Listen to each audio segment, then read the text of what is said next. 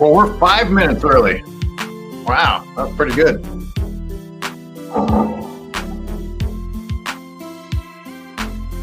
Yeah, we're gonna throw everybody off coming in early like this. You all do? I'll play the music videos. Yeah, play it. Kingston.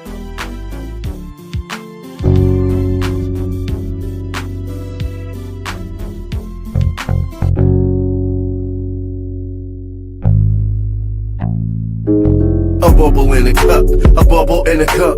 All you gave LA was a bubble in a cup. You want a statue, but you ain't done enough. All you gave LA was a bubble in a cup. Bubble in a cup, bubble and a cup. All you gave LA was a bubble in a cup. Demand respect, but won't give none up. All you gave LA was a bubble in a cup. Bum. Fucking clown. Of the flop, yeah, he do it a lot. A king ain't a king if his crown ain't righteous. You the GOAT on a team with the worst plus minus. Spineless, cause every time you lose, you run. But when you win, it's handshakes, giggles, and hugs. Ain't no coach's job safe around you. If a teammate outshines or rebounds you, knife to the back, boy, you about to be traded. You don't believe me? Ask Anthony Davidson. I don't give a damn about your all-time scoring or the stats you pass. You never be Jordan. Get his number off your back, LeBron, you're not worthy. The worst Laker to ever wear the jersey. GM might be worth his weight in money. The only thing clutch about you is your company. A bubble in a cup, a bubble in a cup. All you gave LA was a bubble in a cup. You want a statue, but you ain't done enough. All you gave LA was a bubble in a cup. A bubble and a cup, a bubble and a cup. All you gave LA was a bubble and a cup. Kobe told you they don't hang them fake banners up. All you gave LA was a bubble and a cup, you bum. Fucking clown. King of the flop, yeah, he do it a lot. Fanboys copied the song, it was soft as hell. But I made this beat and wrote it all myself. Yeah, they just like you, always needing some help. A lot, but Jordan wins with what he's got. He never cried, helped me to the refs for favors. Believed he couldn't win, became a ring chaser. Disrespected the game, I thought he was above it. Made a team drafted so they never really won it. Called himself the GOAT, he respected other eras. But you don't, you won't appreciate the elders. You said we was lucky to get more LeBron, but you was wrong. We can't wait till your ass is gone. You narcissistic. Low management, ducking Giannis fake injury statistic. You never could've pulled this with Dr. Bus. He would've traded your ass, your bubble in your cup. A bubble in a cup, a bubble in a cup. All you gave LA was a bubble in a cup. You want a statue, but you ain't done enough. All you gave LA was a bubble in a cup. Bubble in a cup, bubble and a cup. All you gave LA was a bubble in a cup. Demand respect, but won't give none up. All you gave LA was a bubble in a cup. Bubble in a cup, bubble in a cup. All you gave LA was a bubble in a cup. Kobe told you they don't hang fake banners up. All you gave LA was a bubble in a cup. Bubble in a cup, bubble and a cup. All you gave LA was a bubble in a cup. All-Star Weekend still waiting on your dunk. All you gave LA was a bubble in a cup, you bum.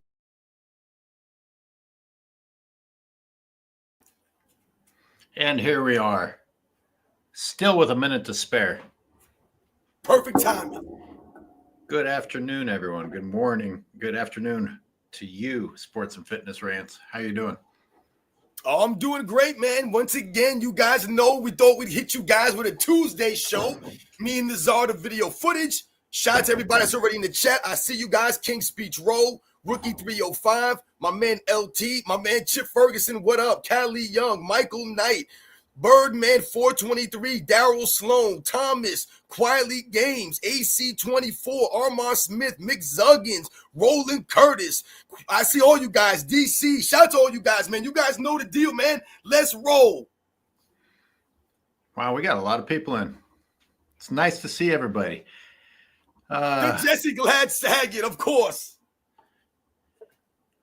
I wish that they would put this on the screen bigger like they used to. No more option for that. Just those. And shout out to L Explicit, who created that song. You guys know L Explicit. who created that song "Bubble in a Cup." Listen, man, I know we joke around a lot on here. We have fun with LeBron James and the LeBron James fans, but I don't think we can deny that song is pretty damn good, y'all. Yeah, I mean the lyrics are very accurate. They cover the story. Yep. At least they cover mainly the story of the pain for LA fans. You know, just like the last third of LeBron's. Oh my God, I want to say the last third of LeBron's century in the NBA, because it feels like it's been forever. When you're in pain, time goes very slowly. So speaking of, I see people in all these other channels talking about, oh, LeBron is losing his leverage, or this is the beginning of the end for LeBron. Well, what does that even mean? Yeah, I mean, does that mean we've got another? I mean, that could. How many more years could that potentially mean? The beginning of the end doesn't really tell us much, considering what he's gotten away with so far. And I did right before this. I went ahead and released a members only video. I was gonna play it live and then have us react to it, but this is better. But I basically spent the last couple of days just speaking into the microphone about all the insane shit happening already this week, which is exactly what we talked about on Sunday. Like, we can't keep up. It's if that's their strategy, then it's working. It's like, man, this dipshit said this, and we're already moving on to the next thing that he and Rich Paul have said by the next day. But with that theme in mind, how much has he already gotten away with in LA, and how many years have we already said, surely LA's had enough of his bullshit? Now everybody's convinced that they're finally moving on. I don't know, man. I just don't share the confidence, I guess. Yeah, I mean, listen, there's a couple of topics that I want to get into on this live stream. Once again, I see a lot of you guys coming in, commenting already. And LeBron James, absolutely one of the topics that we have to talk about. Like I said, his refusal to take a pay cut, once again, to help out the Los Angeles Lakers organization. Like you said, now he's being talked about in trade rumors, possibly. LeBron James possibly being traded. I mean, what are we doing here? Like I said, the new management for the LA Lakers, free agency as a whole. I see a lot of teams making moves. The Denver Nuggets have made several moves already. I see the Milwaukee Bucks making moves. So, yeah, things have been interesting. Like I said, the New York Knicks still don't have a head coach. They don't know what the hell they're doing. The Knicks disgust me. They really do. You get rid of Tom Thibodeau the way that you do, and you don't even have a plan, though. That's what pissed me off the most. They didn't even have a plan. You know what I'm saying? And then I also wanted to touch on the Tracy McGrady backing up on his comments about Kobe Bryant and basically highlighting the power that we have and the voice that the people, the fans out there actually have. Tracy McGrady felt the heat from the Kobe Bryant fans. What's stronger, our voice or the LeBron Mafia that made Alex Caruso backstep his comments?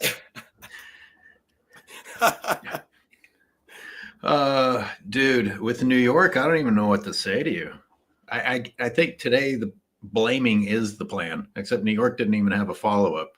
Victimhood, blame the coach, and yeah, I'm not convinced, considering that the entire league gets hurt. This whole blaming Thibodeau for playing players too hard, I don't buy, but at least have a plan. That's old news, but it's still good news, especially for you being a New Yorker. My God, how much? Yeah. I don't know. What you tell me? Like I said, New Yorker. All the progress that the Knicks had made over the last several years, and like I said, you get rid of Tom Thibodeau. Okay, fine. You want to make that move, whatever. But you don't even have a plan to bring anybody in, or you thought you had a plan, or your plan wasn't really, like I said, well thought out. I don't know what these guys are doing. We've got Daryl Sloan with a super sticker. Thank you for the super sticker, Daryl. Yeah, shout out to Daryl Sloan, man. He knows the deal. Yo, Bernard Kemp, what up? Rap guy reloaded. Was good, man. I had a question. This is old news, but it's worth revisiting because T-Mac and Gilbert Arenas were just so disrespectful and disgusting and just blatant liars. But I listened to Uncut Hoops touch on it again today, and it made me just think about the comment from Tracy McGrady that Kobe was being called the next Pippen. And I challenge anyone to go and find a clip of someone saying that. It's not just that it's a dumb comparison. Nobody said that I'm aware of. If anyone can prove me wrong, that's fine. I'm looking to be proved wrong. I'd be very curious. In fact, someone said in my members video, I don't know if anyone's been called the next Pippen. Has anyone been called the next Pippen? That's a valid point. That's a great point. And you know what's funny about that is I remember them calling Ben Simmons like the next LeBron James, like LeBron James 2.0. I remember specifically Stephen A. Smith making those claims and those statements about Ben Simmons, and look at the way that Ben Simmons has turned out. So who really wants to be, the next LeBron James? No one's really called the next LeBron James. No one's called the next Pippen. I told you guys, man, that was Gilbert Arenas coming on national television and giving you a Facebook facts take, an FYF take, a GOAT James Kingdom take, a weird 14-year-old fan take that Kobe Bryant is somehow the next Pippen, or once again having to bring up Scottie Pippen. Mr. Shanny is correcting me that it was Gilbert who said it, not Tracy. Well, Tracy sat up there with Gilbert on that same plan. As far as I'm concerned, that was a duo. They got up there with a little plan together. They're both guilty for participating in that. If somebody sits up there and lies, then everyone else on that panel has an obligation to correct the lie. It's not a difference in opinion. A lie is a lie. Again, exactly. I almost start talking about science versus belief again, but we don't want to go down the flat Earth path. No, we don't want to do that. We don't want to upset anybody. We'll keep it about basketball today. Praise the Dawn. Praise the Dawn, blessing us with a super chat. Thank you. We don't accept lazy eyes apology.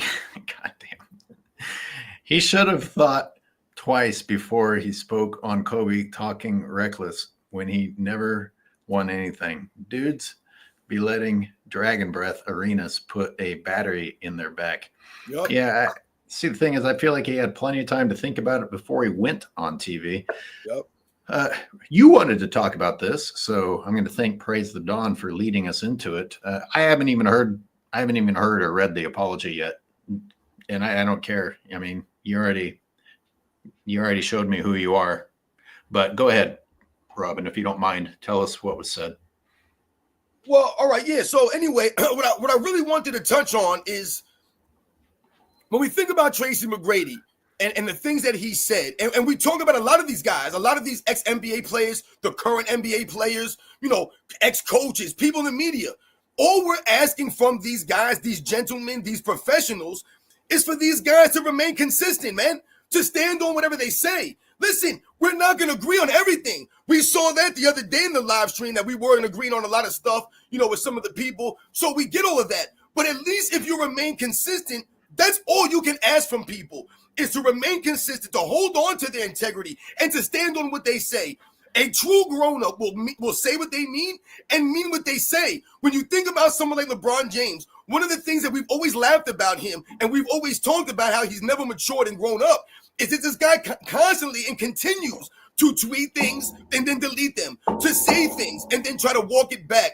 So when you do those things, you're not really saying what you mean, because if you really said what you mean, then you would say it and stand on it. We just talked about this with Tom Brady. I was very upset with Tom Brady because, come on, man, you're Tom Brady. You have the cachet. You're on that level. You don't need to walk back your comments or tiptoe around LeBron James, because by all accounts, you're higher on the pecking order and the greatest of all times in all these sports. You've got more championships than LeBron James, man.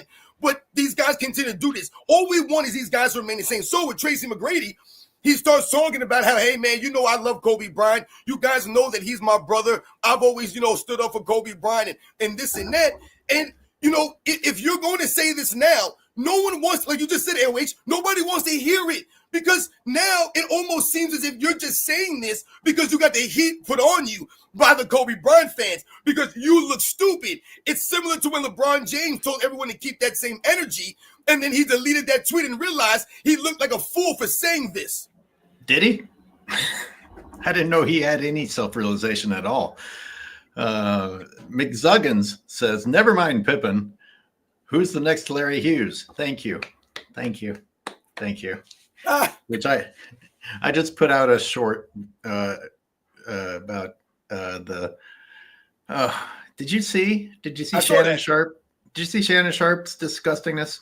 And somebody got in the comments and said, there's levels to this. The difference is that Larry Hughes never won anything after LeBron, and Scottie kept winning. I'm like, Michael Jordan didn't toss Scottie to the curb. I mean, you're giving Scottie Pippen credit for getting to stay as a bus rider. I mean, the only person who deserves credit here is Michael Jordan for being loyal to his teammates. While, by the way, Scottie Pippen, once again, showing that he was the first LeBron James, was the one threatening to leave and not being a consistent teammate, talking about wanting to be traded and things like this.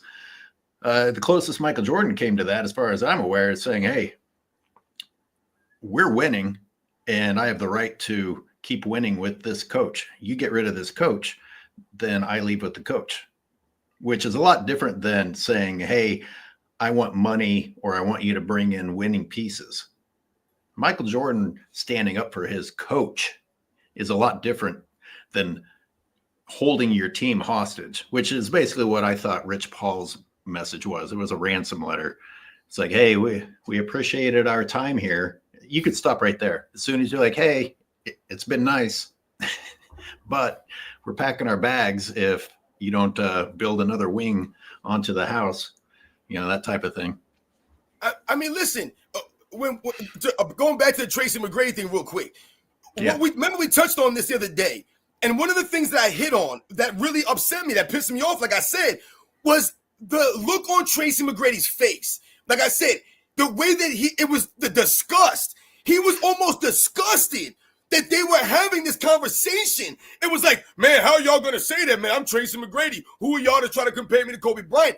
You can't apologize or backtrack the look on your face when they were saying the things that they were saying and making these comparisons. This dude was disgusted. When Stephen A. Smith brought up Tracy McGrady blowing a 3-1 lead in the playoffs, Tracy McGrady was so quick to bring up Kobe Bryant with the 3-1. It's almost as if he had that in the holster ready to go. He was waiting for someone. Anytime someone says anything about Kobe, I got the 3-1 in my pocket. It's in my holster. The man, like I said, see, I'm going to, if Tracy McGrady, I know you're not listening out there, man, but anybody can get the word back to this dude, Tracy McGrady. You can get the word back to any of these ex-professional athletes. This is how you're supposed to handle being an ex-basketball player. This is how you're supposed to handle your celebrity and how you handle your career, what you did in the league. Whenever you're on these podcasts, whenever you're being interviewed, wherever you are, you're on ESPN, it doesn't matter where it is, wherever it is, and people are asking you questions and you're talking about yourself, what you're supposed to do is downplay your career. You're supposed to downplay yourself so that the people around you, they'll uplift you. If Tracy McGrady would have came out there on live TV and be like, hey, man, Gilbert, listen, let's not get crazy here. You're putting me in the same conversation as Kobe Bryant on that level. You guys know I'm not on that level, man. If he would have been humbled that way, it would have forced everyone at the desk to be like, hey, Tracy, don't shortchange yourself, man. You were a great player. You see what happens there? Now everyone's complimenting you and highlighting and lifting you up. But instead, what these guys always do is they say, wait, y'all compare me to this dude. Hey, man, I was nice. I dropped this. Gilbert Arenas started talking about how his first move was unstoppable, and Kobe Bryant needed all these other moves, counter moves, and all these other things because he wasn't as good on the first move. So Gilbert Arenas is so unstoppable, but he couldn't have made it out of second round. You see what I'm saying? These guys, instead of him being humble and being like, listen, man, I'm not on Kobe Bryant's level. I'm not on John Stockton's level. And then we big you up and give you some props to give you a little bit of credit. No, these guys don't do that. You touched on an interesting aspect of human behavior. It's like we actually get inspired, turned on by people who are humble. It's like your ears perk up. It's so rare. I think you're right. I think the rest of that panel, if Tracy McGrady would have shown some class, it might have sparked the people around him to be like, "Hey, man, you were good. Don't be too hard on yourself." But when you, as you said, Robin, have to beat everyone to complimenting yourself, which of course that behavior was set in play and made standard by LeBron James, then what else do other people have to do except say, well, that's not what history showed us. And he also got rid of any chance at all of it being a simple mistake or him being humble when he said, "You telling me I couldn't carry the Lakers with Shaq?" Which contradicts what they were saying earlier by saying that Kobe was a sidekick to Shaq. Wait a minute. How you're saying that Kobe was a sidekick, which means that Kobe wasn't carrying them, but you're going to carry them?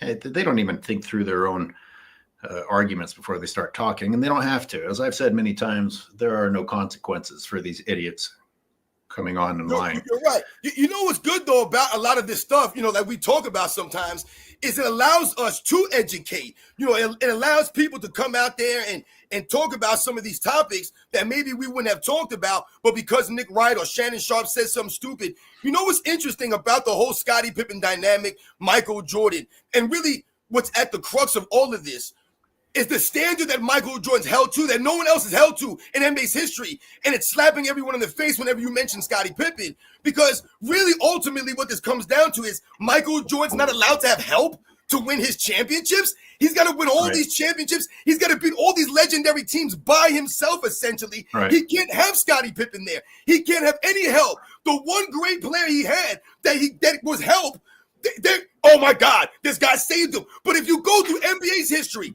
every great player has had just as much help, if not way more, than Michael Jordan has ever had in his career. But somehow, some way, we only highlight Michael Jordan's help when it comes to everything in NBA's history. So they never talk about Bill Russell's teammates. No, he didn't play. So Magic Johnson didn't play with Kareem Abdul-Jabbar and vice versa. No, Oscar Robertson didn't play with Kareem Abdul-Jabbar. Jerry West and Elgin Baylor didn't play together. I mean, if you think about Jerry West and Elgin Baylor and the way that they played the games back in the 60s, that's essentially almost like having Kobe Bryant and Michael Jordan on the same team. Basically what these guys were doing, scoring the basketball-wise in their prowess overall games. So when you talk about great players playing with each other in NBA's history, Wes Unseld and Elvin Hayes, right? All these great players. Larry Bird didn't play with great players. He didn't have any help. He was just carrying the Celtics by himself with nobody on the team. It was just him and Danny Ainge beating everybody out there. Like, what are we talking about here, man? Speaking of the help, and Michael wasn't allowed to even have one good guy. You touched on it with your splash rant. The Lakers need to make a splash. I mean, you guys, and I saw Dreamers Pro headline. I didn't even click on the video because I was so disappointed in the headline. It says the Lakers slapped LeBron in the face by not making any offseason moves. You fucking got Luka. Imagine just what do people expect now? Like the Lakers are supposed to continue making moves nonstop until they have every top player in the entire league surrounding LeBron James. What do you mean didn't do anything in the offseason? They did it during the season. It's done. How many moves do you have to make? You're right. Like you said, they just signed an all-NBA player. Like you said, a guy who's a top 5, top 3 player in the league, Luka Doncic. They make that move, and now they still have to make a splash in the offseason. It's insane. Like you said, it's never enough. It's like the James Bond title. It's never enough. The world is never enough for a LeBron James team. I want ESPN staff to explain their contradiction of themselves, in which they go on TV and say that LeBron James is still a top 5 player. But then today they're saying things like, you can't expect the Lakers to go all in on a 40-year-old or a 41-year-old. Well, if he's really a top 5 player, you can. I mean, if you honestly believe that, you can. Top 5 is top 5. And you went all in on him when he was 39, which was crazy enough, right? You keep paying him max money. You keep letting him force your hand in who's going to be drafted and who's going to be traded. Yep. Why, which is it? Is he good enough for all of that? Or we need to move on? Because if he's top 5, number 4, to be specific, according to Bob Myers and Stephen A. Smith, then yeah, go ahead. Keep building around him. It's insane. We all know he's not number 4, but it's on TV, and these are the types of things that sports analysts talk about. So here you and I are discussing insanity instead of basketball. You just did a video and you hit it on the head when you talked about how fast Luka Doncic became basically a role player. The man went from an all-NBA first-team performer every year of his career to suddenly now he's a sidekick, a role player, they're calling him. We can go back in history and we can actually bring up audio and video of them calling Luka Doncic a sidekick. I don't know if we can say the same thing that Gilbert Arenas was saying they were talking about with Kobe Bryant calling him the next Pippen. But years from now, we're going to be able to say that LeBron James turned Luka Doncic into some role-playing sidekick from an all-NBA first-team performer. And like you just mentioned, this is part of LeBron James' career and part of his legacy. When we talk about, these guys make the players around them better. The great players, the greats, I'm talking about the top 5, 10 guys that you could think about in the history of the game. They truly maximize and get the most out of the guys that they can. When I just mentioned Larry Bird, man, the great players he played with, he made them greater. He enhanced these guys. Everyone was better because they were on the court with Larry Bird. They were at the best that they could be with him. LeBron James, we've seen other people be better in other places without LeBron James. And we've also seen the players that he played with have to take the burden on them to make the adjustments and sacrifice their games to make it work. The other great players I mentioned, what do they also do? They make the game easier for everyone around them. So like Magic Johnson, the Bill Russells, they allow the other guys to do what they do best. They make the game easier for you. LeBron James ain't never done this, man. So someone like Luka Doncic, this is part of it. They have to downplay Luka Doncic so they can turn around and say, he ain't got no help. This guy ain't got no help. But then when you look into the details, this guy's playing with one of the best players in the league. So Luka had not missed an all-NBA first team in the last 5 seasons until this year.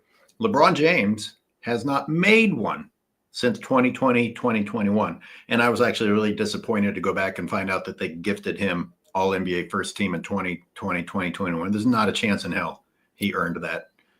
And he didn't even earn all of those seasons of all-NBA third team. But in any case, a guy who's not making all-NBA first team is number 4 in the entire league. And that was, what was that? Was that the beginning? That was leading up to game 1 of the Timberwolves and Lakers, where that dipshit came on and said, might be LeBron's best sidekick yet. I mean, The fact that you're calling Luka the sidekick is bad enough, but the fact that LeBron's had so much help that you're not even sure if that's the best one so far out of all of them tells you how much help that guy's had. Do you mind reading Praise the Don's super chat here? Yeah, absolutely. Shout out to Praise the Don. Hey, shout out to all you guys, man. I see you guys in the chat, man. Thank you guys for always coming through. Why is it anytime someone tries to give Kobe props, the knee-jerk reaction is to say, but he had Shaq. Magic and Kareem, yet Magic had Kareem, yet they're considered top 5. And see, Praise the Don is mentioning what I just talked about. For some reason, those guys, they're held to a higher standard as far as their teammates goes. No one ever says, whenever Larry Bird gets brought up, no one brings up Kevin McHale to try to take away from Larry Bird. Larry Bird and Kevin McHale, the guy with the greatest post moves in NBA's history. There are people who say that Kevin McHale, one of the great post players if not the greatest post moves in NBA's history. He was known for like being the man of 1,000 moves. So you had him. You had guys like Robert Parrish. He played with Bill Walton coming off the bench and winning a 6-man, right? You had guys like Dennis Johnson. So you never hear people trying to take away from Larry Bird. You never hear people trying to take away from Bill Russell. But for some reason, there are certain players that they use their teammates to take away from them. No one ever takes away from Tim Duncan's greatness by bringing up Manu Ginobili. Manu Ginobili was one of the first players out there doing the Euro step. Manu Ginobili was a clutch time performer, hitting big time baskets for these guys, but they never bring these guys up to take away. But they'll bring up all the time Shaquille O'Neal, not to big up Shaquille O'Neal, but to take away from Kobe. It's the same thing with Scottie Pippen. They don't bring up Scottie Pippen to big him up, to give him some props. They bring him up to take away from Jordan. If I were to bring up Shaq and Shaq's help, it would be if someone was trying to say that Kobe was better than Jordan, because I would say Jordan never had the luxury of someone else who carried the load from time to time, or they at least shared it evenly. But I've said it on here a lot. I've admitted that I wasn't the biggest Kobe fan, but I can't deny his competitiveness. I can't deny what he did. And the fact that he had Shaq, well, guess what? They were pretty much a frightening duo. It wasn't one carrying the other. That was a frightening combination. And that's the way it is, whether I like Kobe or not. And now I do, of course. You know, I never knew. God, how many times have I said it? LeBron James makes me go back and long for the days of Kobe Bryant, who was just shockingly more mature and composed and obviously a better competitor than LeBron James. Mr. Shandy with another super chat. Thank you. Really do appreciate it. That ransom letter works on Jeannie, but there's a new sheriff in town. They're basically telling Scrubnificent, you ain't got to go home, but you got to get the hell up out of here. Yeah, that's funny. I guess if letting someone take $53 million from you is saying get out of here. You know, it's funny. Shout to Martin Lawrence, who used to say that all the time when he was kicking people out of his house, out of the apartment back in the day, man. You ain't got to go home, but you got to get the hell up out of here. But point taken, Mr. Shanny. Like I said at the beginning of the show, I'm reserving my enthusiasm. Some true Laker fans are, I think that you want it so bad that you're seeing it as more of a sign than it is, because you really truly want to move on from the LeBron James era, thinking that he's being traded or going to the Mavericks. I don't know. I don't think he's leaving, but I have no idea. That's kind of messed up. You know, every season, will LeBron be back or not? How about showing a little loyalty just once? I mean, freaking once. What do you think, Robin, if you had to put your money on it? LeBron leaving or not? Come on, man. AOH, you be asking these loaded questions, man. That's a tough one, man. Like you said, I mean, listen, LeBron, everything that LeBron James does is calculated. That's the one thing we know for sure. He's going to have a plan. He's not just going to make some move, you know, without something, like I said, in his back pocket, so to speak.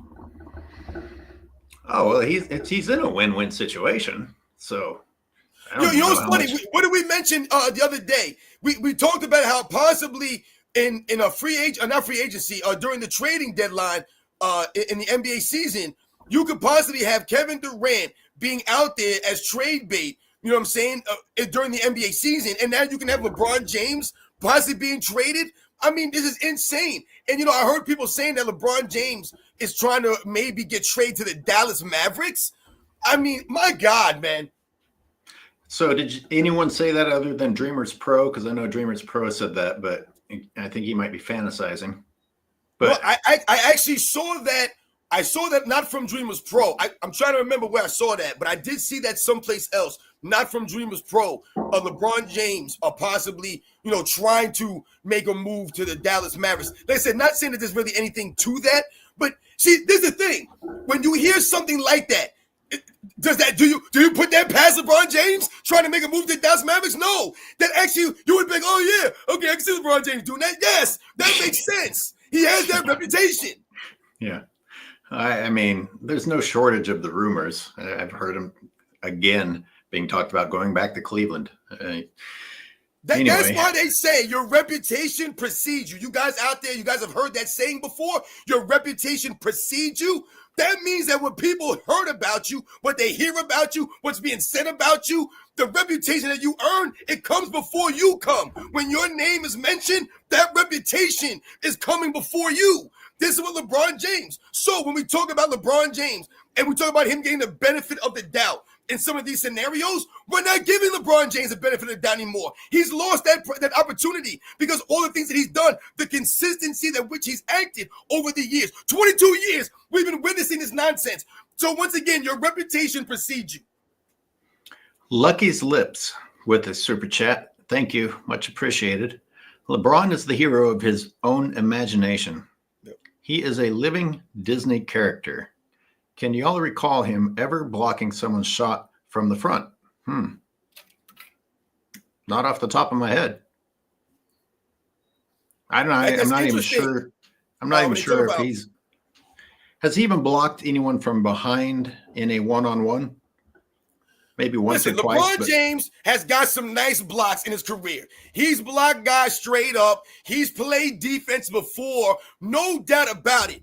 It's the consistency at which LeBron James hasn't done this is the problem. Like I said, we could bring out LeBron James highlight film. You could bring him out playing defense, blocking some guys, getting some dunks, hitting some shots, hitting the crossover, going behind the back. I tell you guys, the sun shines, man.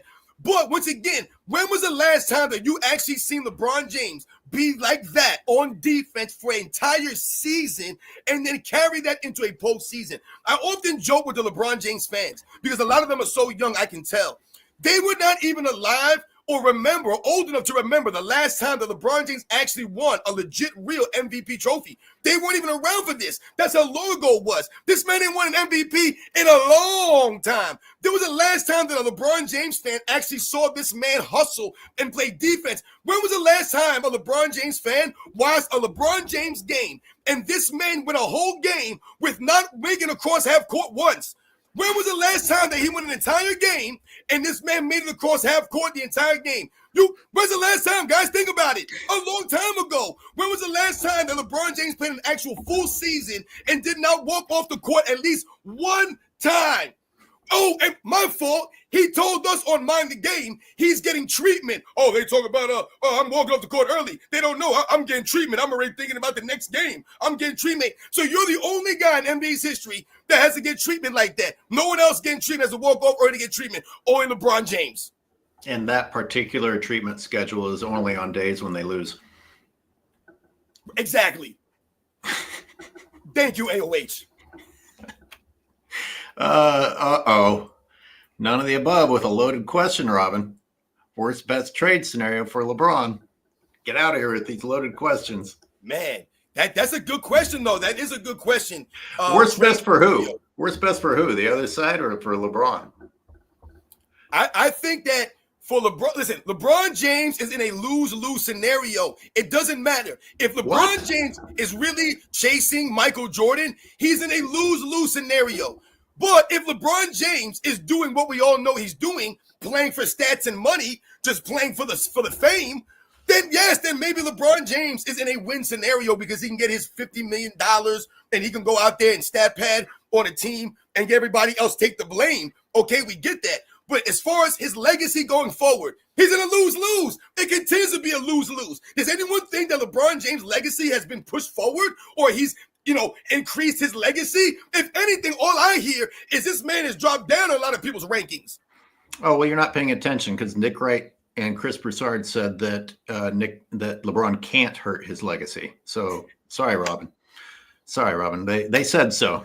They said remember, AOH, remember everybody out there, it can never be a one-way street. Your legacy is not a one-way street, man. If you keep playing, if you can enhance your legacy by winning a championship, then you can damn sure take away from your legacy. The Jesse Glad Saget says, LeBrick. Thank you, by the way, Jesse, for your support. LeBrick stopped playing defense in 13-14. Curry started playing defense in 13-14. Steph has played more D than LBJ since 13-14. And he adds fact at the end. Yep. Well, I'm not. We don't even have to get into the details of how good Steph's defense is for me to still agree with you, because LeBron's only Kendrick Perkins and other morons are going to praise LeBron James's defense. Oh, by the way, and I joked about this in my members video, I went back and started trying to finish my series called LeBron Plays the Five, breaking down in thorough detail the Timberwolves. And when LeBron James guarding Rudy Gobert gave Rudy Gobert the best game of his career. Dude, I thought I was almost done because I'd already done 45 minutes of it. I was still in the first period. I've got so much more to do. He's that bad, man. I mean, they cheat every other fucking play, man. And LeBron has already not gotten back across half court 6 times. I'm not. Yep. In the first period, people. How are you, even if Luka's bad on defense, how is Luka the one getting blamed for being not in shape when at least he's the one running back and forth? At least he's running back and forth. Exactly. His muscles. His muscles. He's got to start putting out some muscle videos. Instagram videos, I guess. We'll be impressed by that. But not. I mean, think about the standard, AOH. LeBron James doesn't even have to go across half court, but Michael Jordan has to beat the 86 Celtics by himself. Oh, yeah. Jordan was. It's a different standard, man. Jordan was terrible until Pippen came along. He couldn't even beat the Celtics by himself. By the way, all the people that say Jordan didn't do anything until Pippen came along are dismissing his Olympic gold medal and his college championship. I guess an Olympic gold medal is shit now, huh? Yep. LeBron. What? LeBron named bigger than my game, James. Shout out to Terrence Potts. Hey, Terrence. Thank you for the super chat. For real. I still can't believe that the New York Knicks don't have a head coach and they don't have any clue what they're doing. I don't get it. I mean, my goodness, you guys were literally 2 games away from the NBA Finals. You've been on an upward trajectory. This was the first year that Tom Thibodeau had with head coaching with Karl Anthony Towns and Jalen Brunson. You know, regardless of how I feel about either one of those guys, I mean, my goodness, you get rid of the guy and then you have nobody to replace him. You have no plan. They're talking about Dawn Staley. Why am I hearing rumors about Dawn Staley possibly coaching the Knicks? I don't want to hear this stuff. This is insane, man. Maybe this is a demonstration of LeBron and his power being able to pull favors. Maybe this is Steve Nash's way back into coaching. Steve Nash is going to be your coach, buddy. I'll take Steve Nash. I'll take Steve Nash. Where's Mark Jackson? Where's Sam Cassell? Get somebody. Help. It's almost like that scene from Half-Baked, the movie Half-Baked, with Dave Chappelle as Sir Smoke-A-Lot when he came to sell him the weed, man. And he's like, somebody, help. Help. Oh, man. None of the above. Thank you, none of the above. Fanboys were glazing LBJ for his playoff defense, but ignore the statuesque cherry-picking exhibition of the regular season. Bring back reality. And just in case you're insinuating that he had good playoff defense, I saw him try harder a few times, but that does not constitute an entire good defensive playoff series. As my video breakdown is proving that I can't finish because he's that bad on defense. Like I just get blown away, man. There's things that you didn't see the first time watching that game. It's like, holy shit. I can't believe a professional basketball player is doing this, much less somebody being called the GOAT. Roland Curtis off Vermont Avenue. Read it for me if you don't mind. Yes, yo, shout out to my man Roland Curtis, man, true supporter, always coming through. Recent attacks on Kobe Bryant came when notable names ranked Kobe over LeBron for number 2 all time. David Falk, Michael Wilbon, Tom Brady, Shaquille O'Neal. Yeah, shout out, much respect to Roland Curtis. You know, I remember Michael Wilbon specifically, what he said, it was great. He said, I have to put, because what he said was how LeBron James basically in his agency bullied people into picking LeBron James and putting him above other great players. And Michael Wilbon was like, put him above Jordan, put him above Kobe. He said, put me in the grave. Put me in the grave. That's powerful. That's what I'm talking about, man. Stand on it. Shout out to my man Roland Curtis. Thanks for saying that, because I thought there was an interesting back and forth. For a minute there, I thought they were going to make a move to restore Kobe's legacy, because there was some Kobe praise coming out. And then bam, they came right back with the Kobe slander. It's a real this anti-Kobe legacy thing is for real, huh? I mean, Kobe Bryant's legacy was picking up momentum with the Redeem Team. When the Redeem Team documentary came out, if you guys remember, guys, when it came out some years ago, everyone was talking about the stories that they were talking about of Kobe Bryant during the Redeem Team, man, and how essentially, like I said, he held the standard for all of those guys on that team. I'm assuming that LeBron fans are just pretending that the stories about them not even wanting LeBron on that team aren't true. I'm assuming they just are going into denial about the LeBron James babysitter required for the Redeem Team. Yep. I believe all that stuff, man. Like I said, these are the kinds of stories that are going to continue to come out as LeBron James' career continues to wind down, and his minions, the people out on the media, like we always say, their voices are getting lower, are getting quieter, because people are starting to, I mean, think about it. The people who are supporting LeBron James are growing up, and they're opening their eyes. They're realizing it. The only people who support this do still, like I said, are the teenagers out there, the young people who don't know no better, who don't want to listen. But everyone else, like I said, look at what happened with Tracy McGrady. This man literally came out and looked like his dog died on this show, talking about Kobe Bryant, my brother, and all this stuff, trying to get some sympathy from the Kobe Bryant fans. But he felt compelled to do this because of the Kobe Bryant fans. And not only the Kobe Bryant fans, but fans like me also. I wouldn't consider myself a Kobe Bryant fan, like a diehard Kobe guy who comes out here and does all this stuff. But I support Kobe Bryant because I respect Kobe Bryant's basketball career. And I respect how he carried himself on the court and what he accomplished. So if that's the case, if I'm a true basketball fan, then I have to stand up for the nonsense, man. We should move on, but before we move on from Kobe and LeBron, one of the things that I don't think got enough attention was the claim that LeBron was at Kobe's funeral, but there's no footage of it because LeBron said, "Don't film me." Can anyone picture LeBron James ever saying, "Don't film me"? First of all, Mr. probably brings little tear bottle things with him to places to make sure that there is a good shot of him getting emotional. That type of dude. Yep. Secondly, the entire world just obeyed? There wasn't anyone out there with a camera that was willing to disobey that request? Stop it. Are you fucking kidding me? What kind of a fantasy land are we living in? It's so true. Compare healthcare with the super chat. Thank you so much. Let's all not forget that Michael Jordan led the U.S. team to gold in the 1983 Pan America Games also. Yes. Yeah, see, once again, we were talking about, shout out to Compare Healthcare, man. Always coming through. Been a long-time supporter of our Sunday Lives and our shows.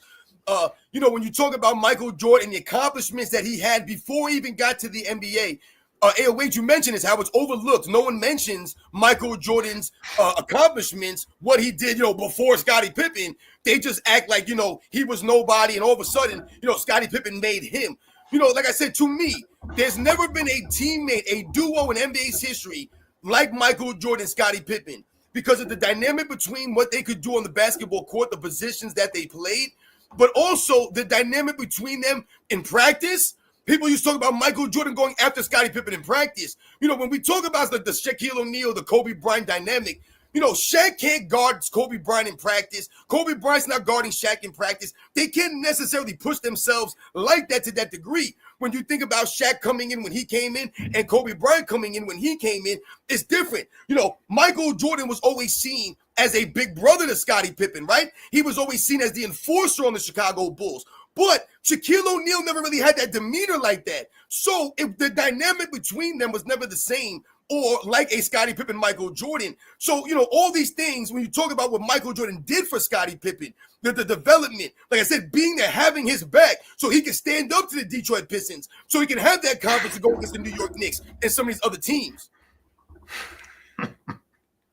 Mick Zuggins said maybe the funerals where that dance clip of LeBron actually came from. God damn. Yo, McZuggins be having some good stuff. Listen, once again, we wouldn't put it past LeBron James because this is the kind of person that he's shown us to be. Oh man. Speaking of, who was I complaining? Was this already on Sunday? LeBron excited to get back into rehabbing his knee. Yep. He said the other day when he already put his knee through like the most extreme workout you can imagine 2 weeks after he hurt it. Man was doing a stanky leg out there. That dude was getting low. He was getting low. That was a better defensive stance than I've seen him do in 5 years on the court. Let's get to a couple more super chats. Thanks, guys. This is great. Much appreciated. Fanboys, Roland Curtis, recent attacks, In you guys' opinion, from Praise the Dawn, what was the last actual good season? Oh boy, here we go. Some tough questions. For me, it's the 2012-13 season, and even that is a reach. I wonder why he thinks 2012-2013. Do you have an answer, by the way? I'll just say this. The last season that I watched, like legit, like watched it hardcore, like a lot of games at NBA League Pass, was the 2017 season. That was probably the last season that I watched like hardcore. Like I'm talking about like I used to just put on the League Pass, and if there were certain teams playing, I just turn it on and watch the games, man. That's how a lot of us grew up watching the game. So yeah, I would say probably 2017 was probably the last season that I watched hardcore. It's easier for me to name the times that I walked away. Like after the 2002 Western Conference rigging, I couldn't stomach basketball for quite a while. And after 2016, I couldn't stomach basketball for a while. But yeah, things have been going downhill over a period of time. But, I mean, I think now. Oh, I'm sorry. Wait, go ahead. I'm done. I'm rambling.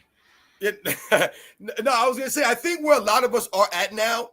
I mean, I guess maybe as far as let's say I think about as far as content creators. So sometimes I have to watch some of these games so that I could do a video, or maybe because I have a plan to do a video on a certain topic. So I'll watch some of these games based off of that. So I think there's a lot of people out there that feel an obligation to watch these games if they're going to do videos and consider themselves a legit content creators and have a legit valid opinion on this stuff.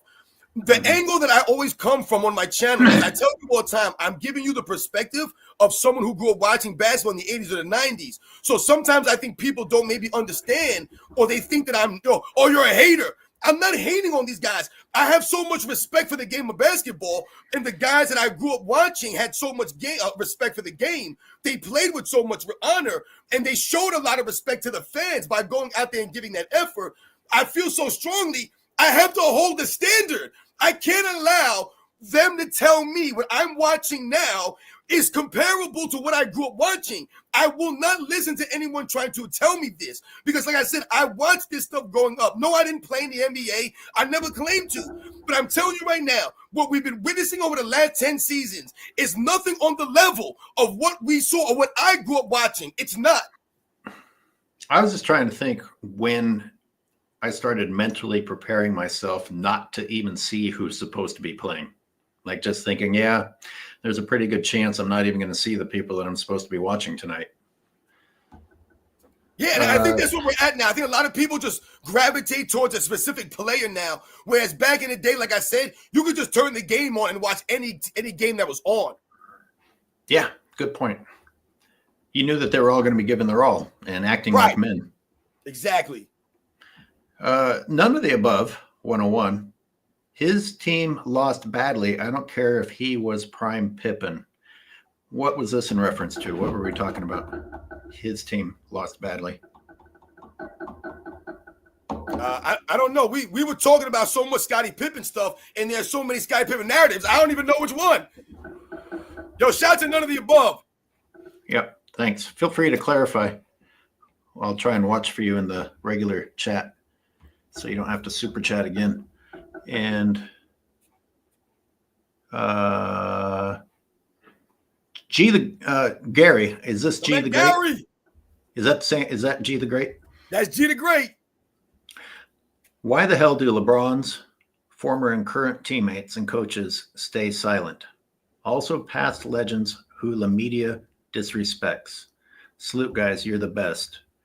Boy, I tell you what, if they say anything, if they finally get fed up and say anything, the narrative turns around and says that it's the old heads who have been hating all this time, and it's the new guys that finally retaliated, when in fact it's been the new guys talking shit constantly, and the old guys finally said something.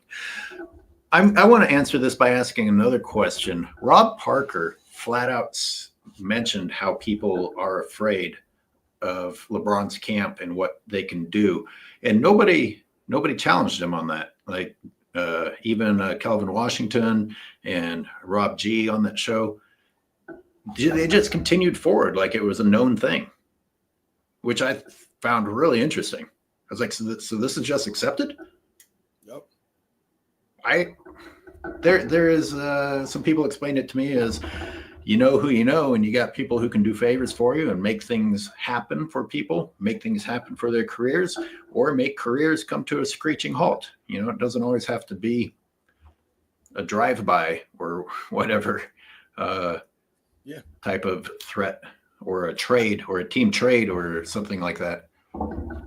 I mean, I feel like I've heard Eric Spoelstra say things before, but you know what's really weird, you know, in this day and age, is that sometimes you don't really know if what you saw or what you're, you know, being told was said is actually correct or factual. You know, what's funny? Sometimes my wife, because she knows that I do this stuff now, sometimes she thinks she's doing me a favor by presenting me a video or a clip that she saw floating around on social media.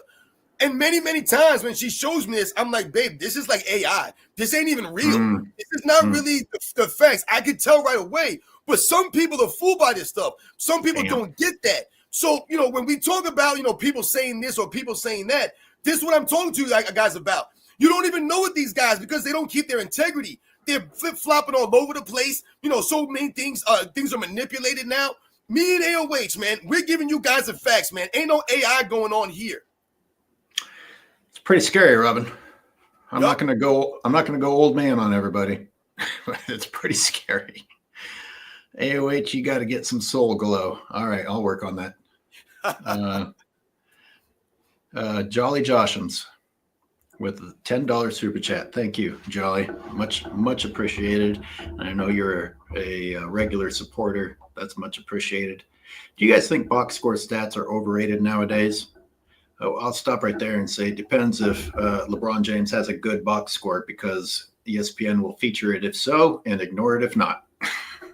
LeBron James made All-NBA second team, being the first person in NBA history to have a negative plus minus. In fact, a negative 50-something. But let's put him in the All-NBA second team. With abundant open paint rebounds and the expansion of what counts as an assist, it feels like a lot of empty calorie stats to me. I mean, Robin, we talk about this a lot. It's just a known thing. It's a fact. I say it's not fun to compare the past to the present because they're not playing the same game. It would be more fun to compare the athleticism of these guys if they were playing the same game. They're not. So I don't even know what the point of the conversation is. But of course I know what the point is. We want to talk about it. As sports fans, we want to have that conversation, but it's a loaded conversation now. Yeah, shout out to Jolly Joshua for always coming through. And that's a good question.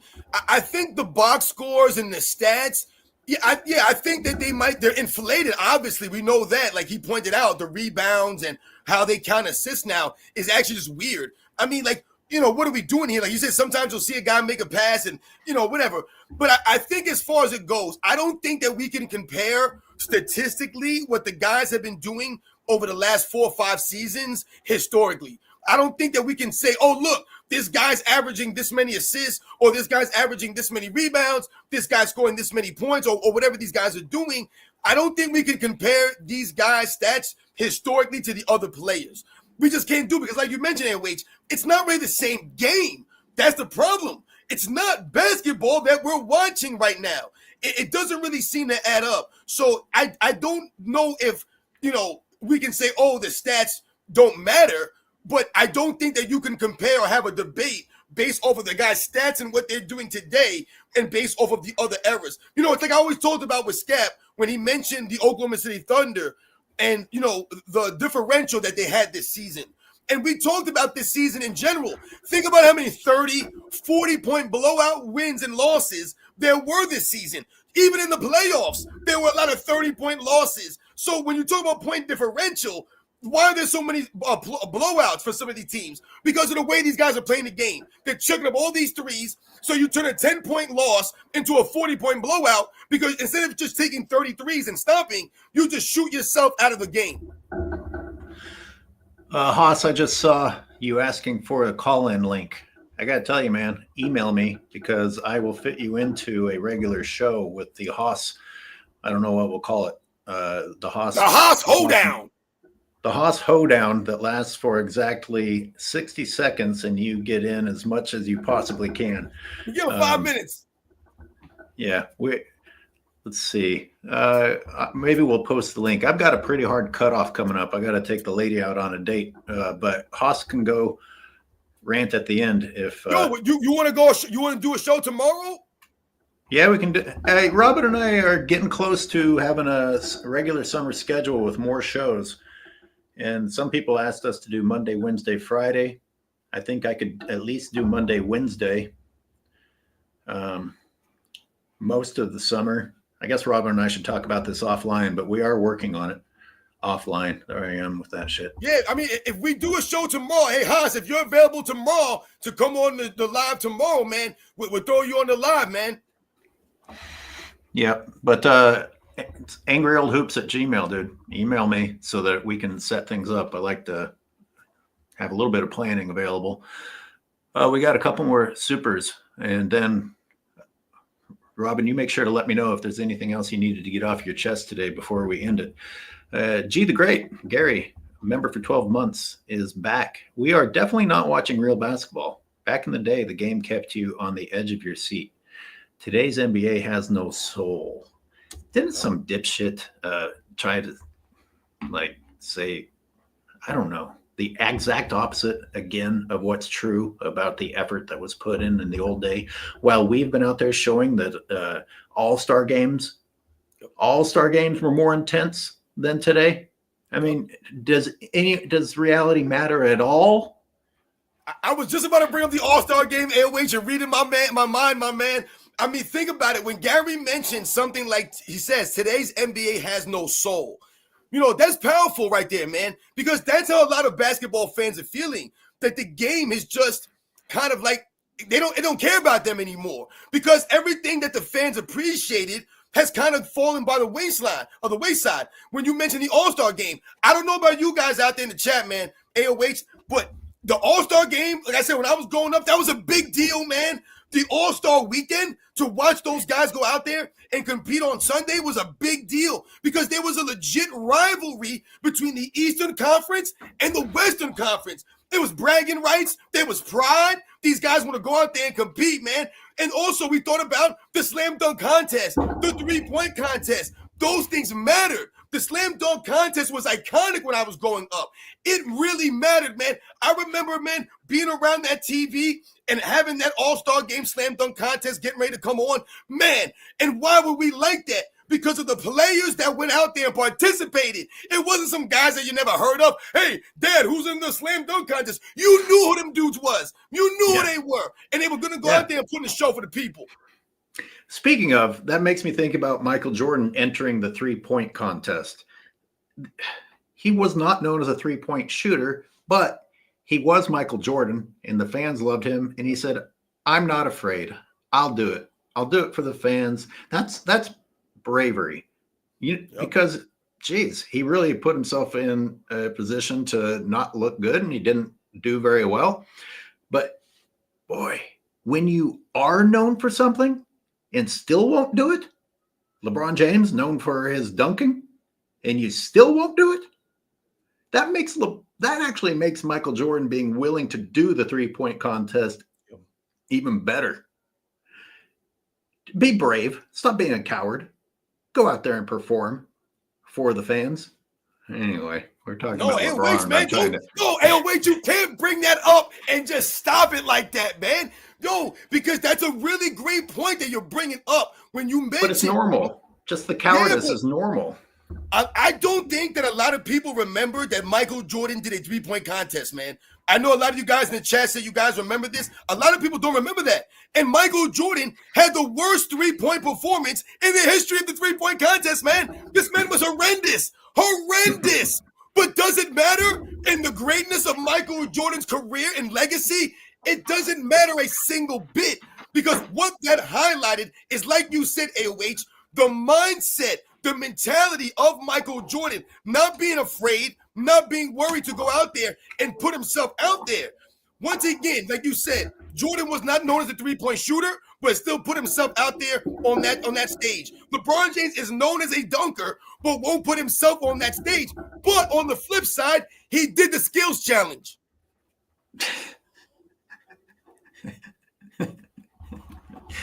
Okay. Yeah, that doesn't make sense. But hey, he's got a bag almost as good as Kendrick Perkins's.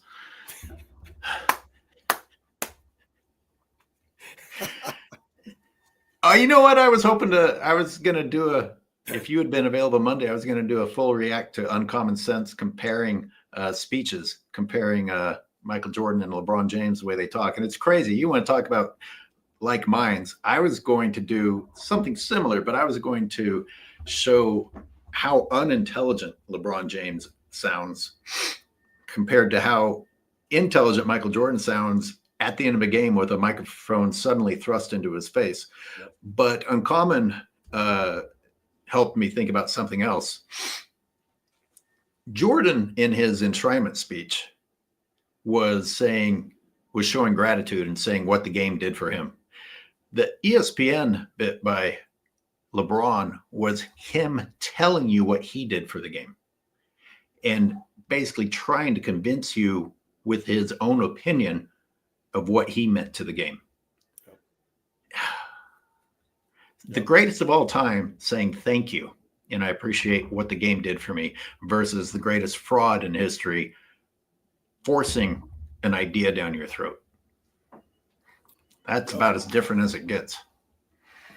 Yeah, and I think one thing that bothers me, or one of the things that bothers me about LeBron James and his speaking and his lack of ability to speak in public, even though he's been in the public eye for 22 years now, speaking with a microphone, the man still can't do it, is that LeBron James thinks that he is smart. LeBron James believes that he's intelligent. He thinks he's smarter than he is. Not only off the court, but on the court. This is part of the reason why he's not coachable. This is part of the reason why he won't, sacrifice his game. None of this stuff. He believes he's the smartest player on the basketball court, so he knows what's best for his teams. You would think after going 4-6 in the finals all of these years, that would wake him up to the point where he would be like, damn, something ain't right. Why am I losing more than I'm winning? Oh, what's the common denominator here, you fool? You. So you should look at yourself. But he's never done that because he still thinks he's the smartest guy in the room, even though he's one of the dumbest people in the room. And he's proven that time and time again. This man has a vocabulary of a third grader. I mean, you think about that TV show, Are You Smarter Than a Fifth Grader? I doubt LeBron James could answer most of those questions, guys. I mean, and listen, like I said, I'm not the smartest person either, but I don't think that I'm the smartest person. Mm-hmm. Well, let's make sure we don't fall too far behind on these supers because I know people have to get going. And where We need AOH and SNFR Monday, Wednesday, and Friday. Well, we'll see what we can do for you. Oh man, that would be good, man. You can say we could do a TGIF. All right. Vicente Garcia with a super chat. Thank you. Once LeBron retires, who is going to carry the league? Honestly, since none of them want the torch. Well, I don't know. I don't understand why anyone needs to say, I want the torch. The media either features someone or they don't. It's not like they wait and ask permission. I don't get this shit. And I tell you what, if the media wants to move on, why is everything in my feed talking about what's LeBron going to do? Talk about someone else. But I don't know. I think my first point was more important. You don't have to wait for someone to say, I want the torch. If there's a great player out there worth honing in on, then hone in on him. Or 2 or 3 or 4. And there are some out there. But today's character in people in general has dropped. So not very many people are 100% across the board inspiring. They're going to disappoint you. But there are some people that are a huge improvement over LeBron James. Absolutely. Who would you like to see? Who'd you like to see featured more often? I think that there's a bunch of plays. I'll be honest, I don't know if we could put our finger. See, but I think that can be a plus for the NBA. You know, I hear a lot of people pushing back on the Europeans taking over the NBA. And I get all of that. Americans have a lot of pride, right? We have a lot of pride in our country, in our sports, all that. I get all that stuff, man. But I don't necessarily think that it's a bad look for the NBA to have European players, you know, and let's say as the face of the league, you know, just because of the greatness of them. If these European players were being promoted and they were mediocre or not that great, and they were just being promoted because of some other agenda, then yeah, I can see people being upset. But listen, we know that Nikola Jokic is never going to be the face of the league. And I'm sure Nikola Jokic doesn't want to be the face of the league. He don't have that personality. But right. If you talk about someone like him, the Giannis Antetokounmpos, the SGAs, these are technically foreign players. But you can get behind these guys because of the effort that they give. I think that at the minimum, at the bottom of everything, the NBA players need to give more effort. They have to let us know and show by their effort that they give a damn. Because it seems to me, over the last 5, 6, 7, 8 years, these guys don't give a damn. Like, we seem to care more than they do. And that's insane. They're supposed to be getting paid to play a game that they already love. So not only do you already love the game, you're getting paid on top of it. So, I mean, my God, a lot of us out here, we go and play basketball in the streets because we love to play basketball. Ain't no one paying us to do this. We just do it because we love it. So at the bottom of everything, these guys need, right, to go out there and give the effort. That's what they need. They got to show up to work. They can't be load managing. You know how Steam Engine likes to talk, get me talking race topics. And it led to us talking about the European thing.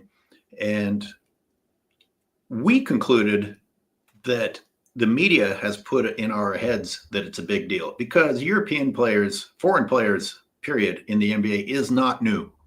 And nobody was really bitching or whining about it until we were told, oh, maybe we should be concerned about this. Look at Vlade Divac in the 91 finals. He wasn't just the Lakers center. He was an excellent center. And as a child, I can remember there being a promo commercial of Vlade. And I was like, oh, wow, look at this. This guy has a funny voice, you know, but it wasn't, oh God, America's threatened. And we've continued to have a lot of excellent foreign players over the years. And it's only recently that I guess we'll call it a narrative was put out there that, oh my God, maybe we should be concerned about this.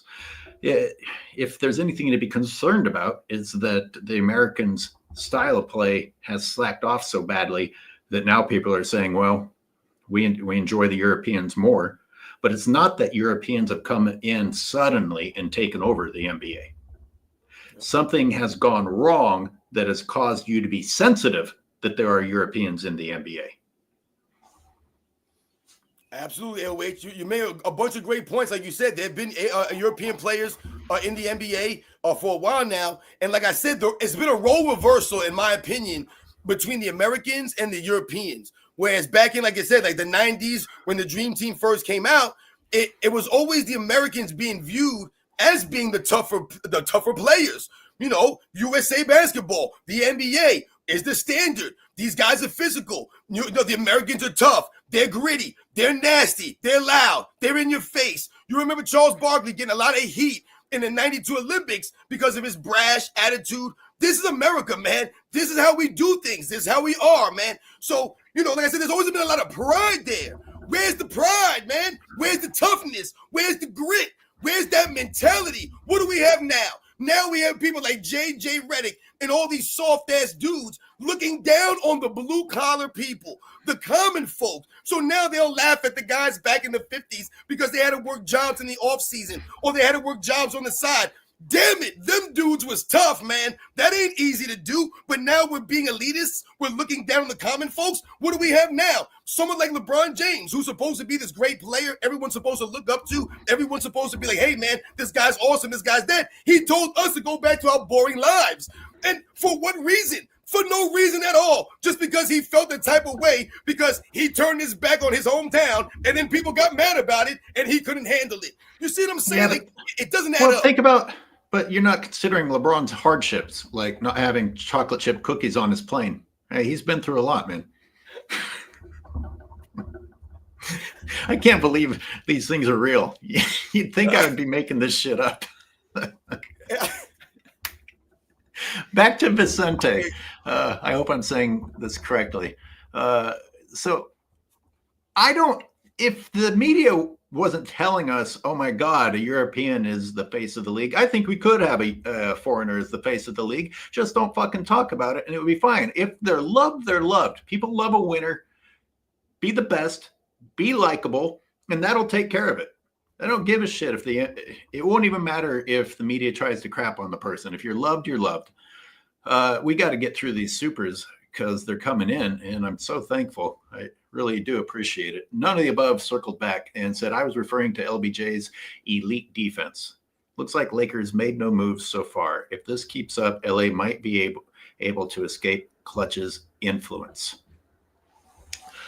Well, yeah, I guess that's a way of saying goodbye to LeBron, that they did bring in Luka, and that's the end of it. But I don't understand how they could do anything else. That's the other side of the argument. How could they still have the ability to make moves and leverage with LeBron taking all the money and having already brought in Luka and everything else, the magic show that Rob Pelinka's been forced to pull every single season because of LeBron James?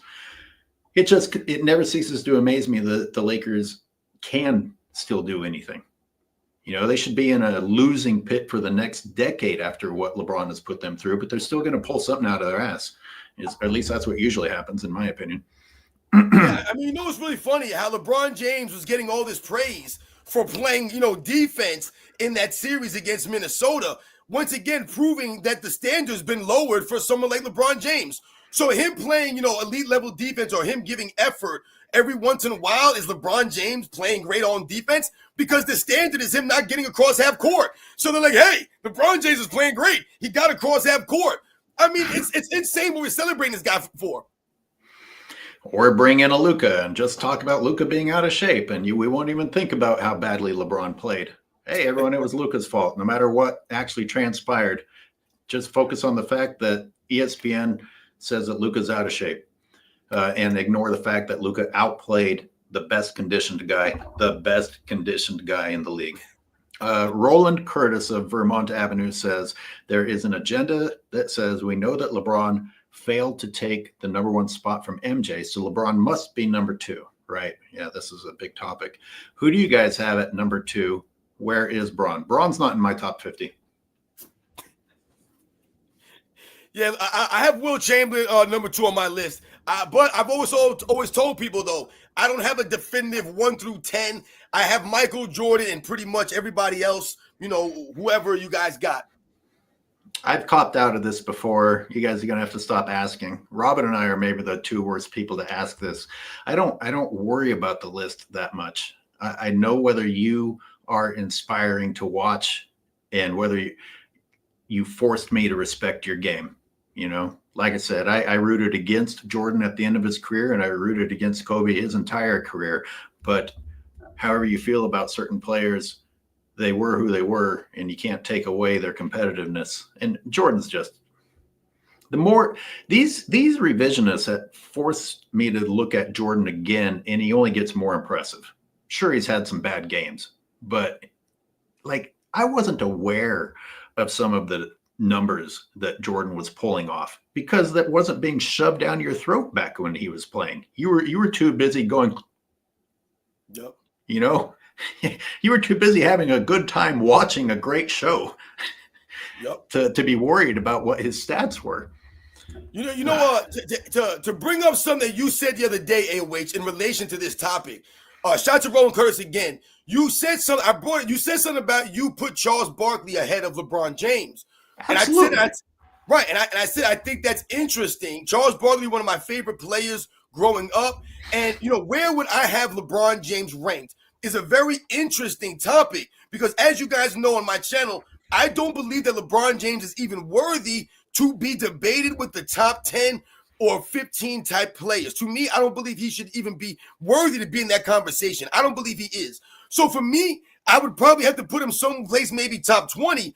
But I've also said, I don't even know if I could rank LeBron James anymore. Because do I really want to have a debate with LeBron James versus Oscar Robertson or LeBron James versus Kareem Abdul-Jabbar or LeBron James versus Shaquille O'Neal or LeBron James versus Moses Malone or LeBron James versus Charles Barkley? Do we really want to even have these debates? I don't even want to debate anybody with LeBron James because LeBron James, to me, I can't respect his career.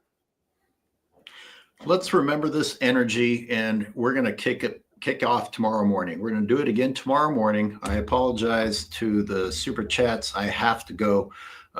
We've got Roland Curtis. Oh, no, we've got Justin Messenger again, Jolly Joshams again, Terrence Potts, and we'll pick back up with Justin Messenger's most recent one. And we will, Robin, if my old ass forgets, remind me, we'll revisit these supers. I'll have them in my history. And Robin, thanks for being here. I've got to go, but we're back tomorrow morning, 9 a.m. Pacific.